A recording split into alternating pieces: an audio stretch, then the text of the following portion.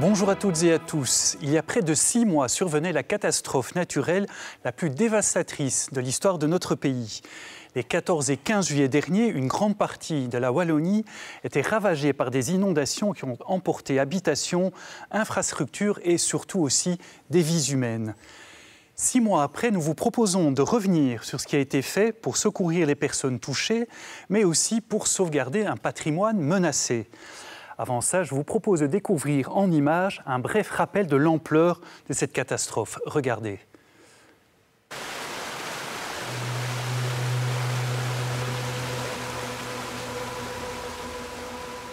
Ces images, elles sont gravées dans nos mémoires. Nous sommes à la mi-juillet et soudainement, le ciel se déchire, la tempête se déchaîne. Sur le coup, on l'ignore encore, mais en réalité, c'est la catastrophe la plus meurtrière de l'histoire du pays qui est en train de se dérouler.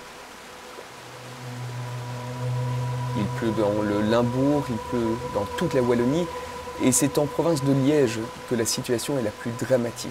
Verviers, Eupen, Aywaille, Traux, Angleur, durant plusieurs jours, c'est vers ces villes que tous les projecteurs se tournent. Les images sont incroyables, les dégâts sont saisissants. Au final, pas moins de 39 victimes seront dénombrées. Au-delà des milliers de personnes se retrouvent soudainement privées de leurs biens les plus fondamentaux. Caves inondées, rupture d'eau et d'électricité ici, maisons détruites, voitures emportées là-bas. Les infrastructures publiques sont aussi touchées, inondations de routes, de tunnels, le rail aussi. Il y a aussi le courrier, l'approvisionnement alimentaire, les services télécoms, l'enseignement, les messes. De nombreuses églises, chapelles sont dévastées. Plus possible d'y célébrer. Une partie du patrimoine religieux, meubles, chasubles, œuvres d'art sont aussi en péril. Pendant plusieurs semaines, plusieurs mois, c'est une vie anormale qui va s'écouler en province de Liège. Les réactions officielles ne tardent pas. Le roi Philippe, le Premier ministre Alexander De Croo, même la présidente de la Commission européenne, Ursula von der Leyen, tout le monde se déplace pour voir la réalité de ses propres yeux et pour apporter son soutien. Le 20 juillet, veille de fête nationale, c'est une journée de deuil national qui est décrétée. Le lendemain, une partie des festivités seront annulées. Partout, des plans d'urgence sont décrétés. Dans la foulée, des mesures exceptionnelles de soutien sont annoncées. Mais il faut aussi comprendre ce qui s'est passé et tout faire pour que cela ne se produise plus. Au Parlement de Wallonie, une commission d'enquête parlementaire voit le jour. Elle est chargée d'examiner les causes et d'évaluer la gestion des inondations. Rapidement, elle permettra de mettre en évidence le haut degré d'impréparation de notre pays pour faire face à de telles catastrophes. Mais il y a aussi un autre enseignement, c'est l'entraide. Au cours des derniers mois, des milliers de bénévoles ont donné de leur temps, de leur argent, de leurs biens, car c'est aussi au cœur des tempêtes que se révèle la grandeur de l'homme. Voilà pour ce retour en images des inondations qui rappellent évidemment de très mauvais souvenirs à de nombreuses personnes qui subissent encore aujourd'hui les conséquences de ces inondations. On l'a redit aussi dans ce résumé, il y a au moins une conséquence positive à cette catastrophe, c'est l'extraordinaire élan de solidarité qui s'est manifesté dans la population envers les personnes touchées. Également, de nombreuses associations se sont engagées sur le terrain. L'une d'entre elles, c'est Caritas Secours. Régine Kersman, bonjour. Bonjour. Vous êtes coordinatrice de Caritas Secours dans le diocèse de Liège. Vous allez nous parler aujourd'hui des actions que vous avez pu mener concrètement sur le terrain en faveur des personnes touchées. Avec nous également aujourd'hui, Maura Morio. Bonjour. Bonjour. Vous êtes coordinatrice et responsable des inventaires au CIPAR. Alors vous allez nous parler de ce qu'est le CIPAR et donc d'une autre conséquence des inondations qui peut peut-être sembler moins dramatique dans un premier temps, mais qui ont aussi des conséquences sur le long terme pour le patrimoine culturel en Wallonie. Et donc il s'agit de la dégradation du patrimoine religieux dans de nombreuses églises qui ont évidemment aussi été touchées par la catastrophe. Régine Kersman, je me tourne vers vous dans un premier temps. Est-ce que vous pourriez peut-être préciser aussi en quelques mots ce qu'est et ce que fait Caritas Secours? Alors, Caritas Secours francophone, c'est le nom entier. On est une plateforme qui rassemblons un réseau d'associations toutes actives en Wallonie et à Bruxelles dans l'aide sociale de proximité, l'aide alimentaire, l'aide au logement, l'accompagnement social principalement, et ça tout au long de l'année. On ne dispose d'aucun subside, on ne fonctionne qu'avec des dons, des donations du public. Et c'est eux, finalement, nous servons de relais sur le terrain envers les associations et les personnes pour les aider au quotidien. Et donc, évidemment, vous avez été mis à contribution fortement depuis le mois de juillet. Maura Morio, alors le CIPAR, qu'est-ce que c'est ? Alors le CIPAR, en fait, ce sont les initiales du Centre interdiocésain du patrimoine et des arts religieux. Et concrètement, il s'agit d'une ASBL qui a été constituée par les 4 évêchés de Wallonie dans le but de coordonner leurs efforts en matière de protection, de conservation et de valorisation du patrimoine mobilier religieux, donc c'est-à-dire tout ce qui est objet, tout ce qui est meuble, conservé dans les églises paroissiales wallonnes. Et nous sommes subsidiés par la Fédération Wallonie-Bruxelles, par la WAP, ainsi que par la Conférence épiscopale des évêques de Belgique. Et voilà, donc nous reviendrons aussi dans quelques instants sur les conséquences des inondations en termes de patrimoine.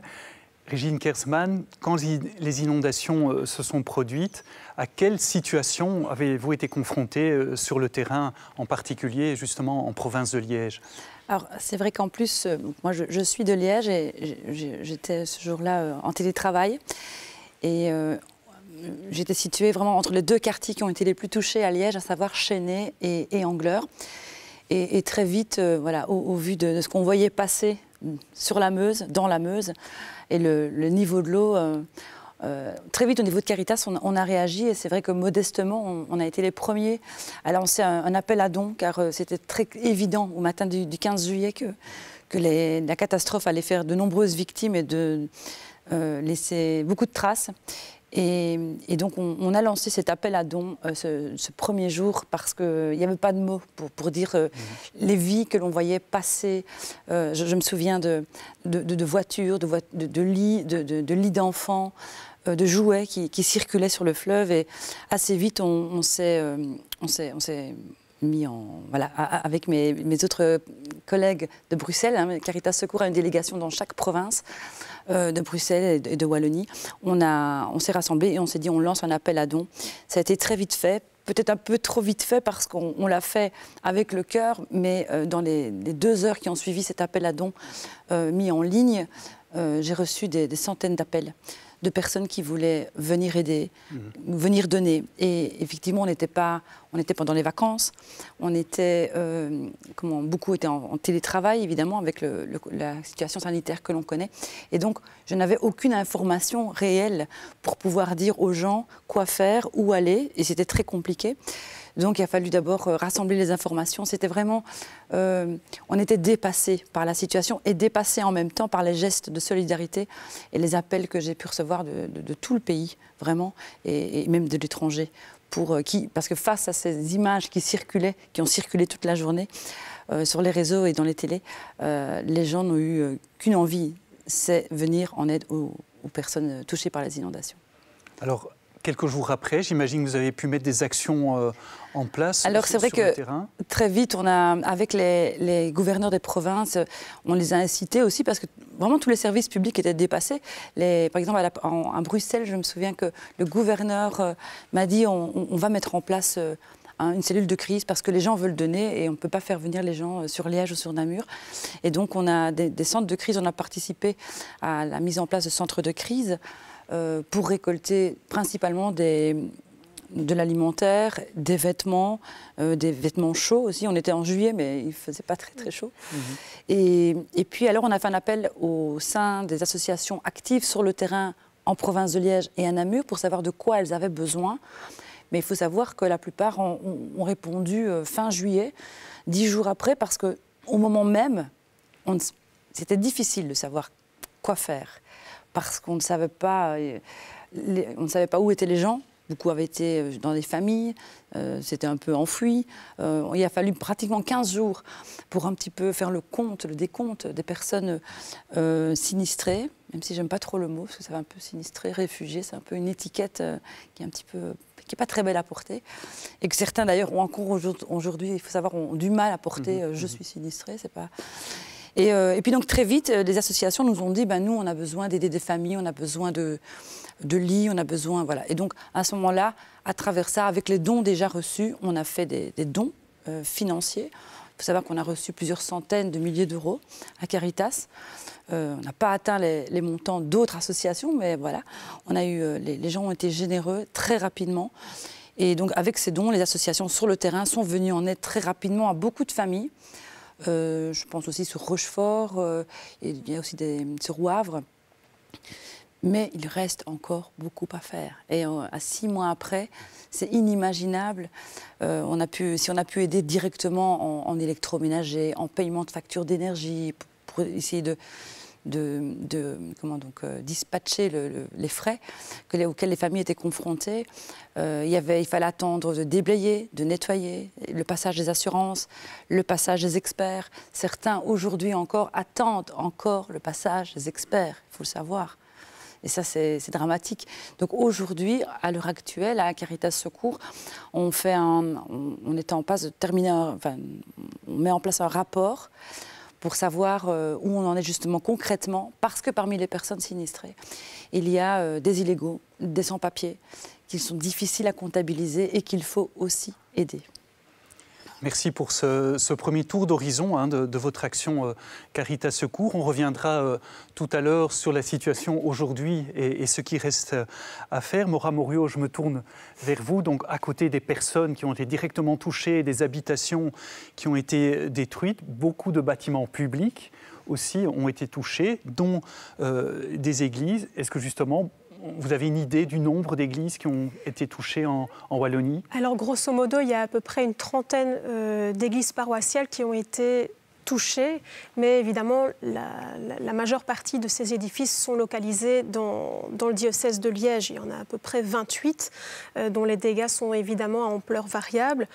Dans certains édifices, il y a eu à peu près 10 cm d'eau, et donc là, les dégâts sont relativement restreints, mais dans d'autres édifices, où là, on accumule pratiquement 2 mètres d'eau, là, voilà, on va dire que c'est une catastrophe patrimoniale.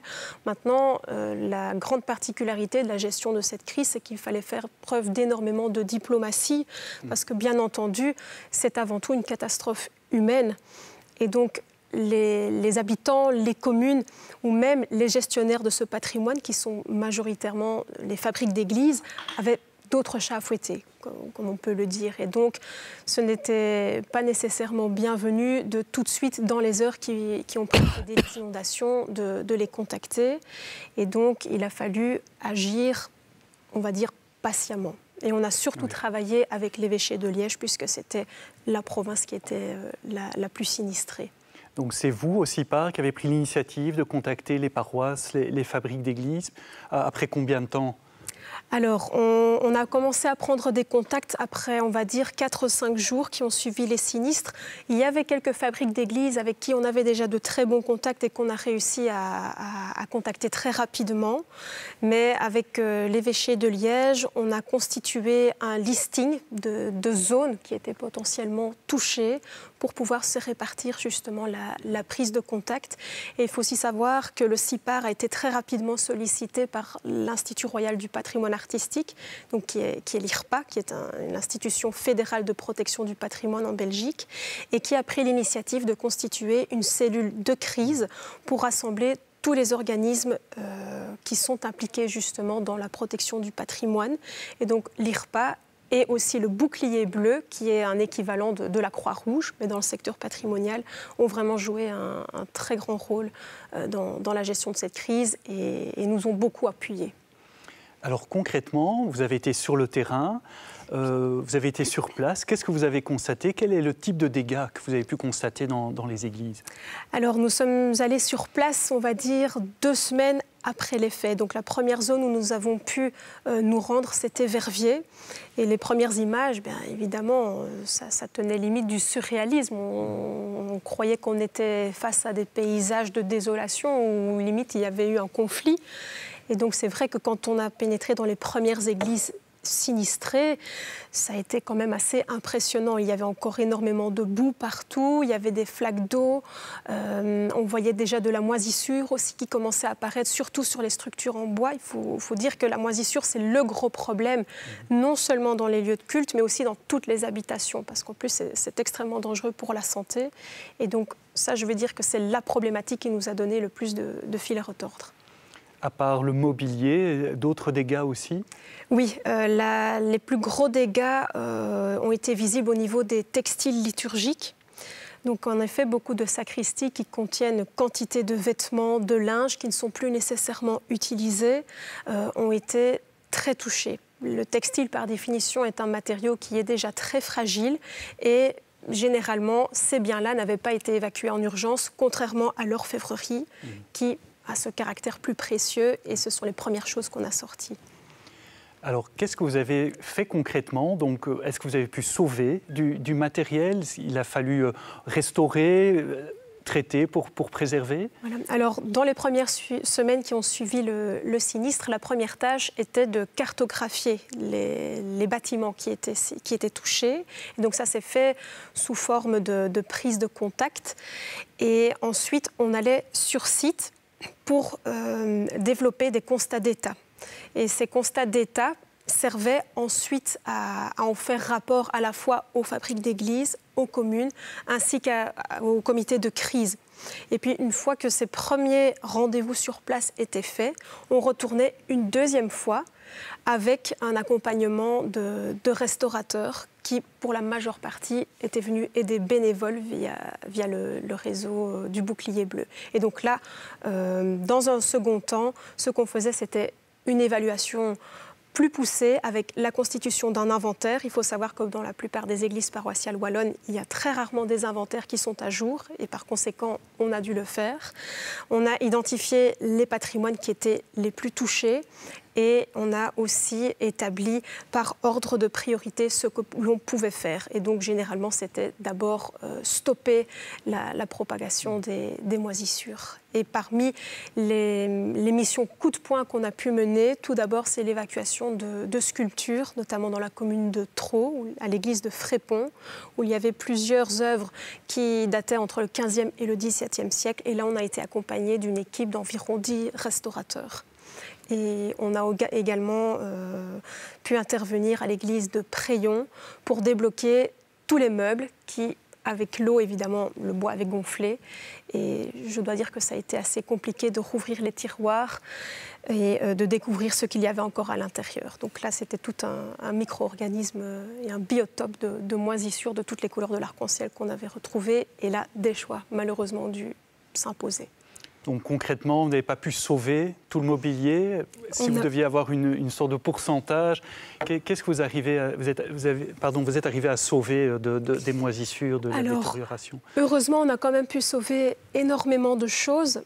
Il faut savoir que comme nous, notre ASBL se cherche principalement de mobilier, on n'a pas de prise sur l'immobilier, ni sur tout ce qui est immobilier par destination. Donc l'immobilier par destination, c'est par exemple des très grands meubles ou des structures qui ont un lien avec le bâtiment, comme les jubés, les lambris, etc. Mais évidemment, parmi les choses qu'on n'a pas pu sauver, ce sont principalement des textiles. Mais c'est un peu bizarre ce que je vais dire, mais on s'en sort pas trop mal parce qu'on a quand même pu réagir et certaines fabriques d'églises ont extrêmement bien réagi et je trouve que c'est important aussi de souligner les bonnes volontés. Merci beaucoup. Régine Kersman, on va en revenir aux personnes. Voilà, j'ai envie de vous demander quelle est la situation aujourd'hui, donc 6 mois après les inondations. Est-ce qu'il y a encore des personnes qui sont véritablement dans le besoin aujourd'hui? Oui.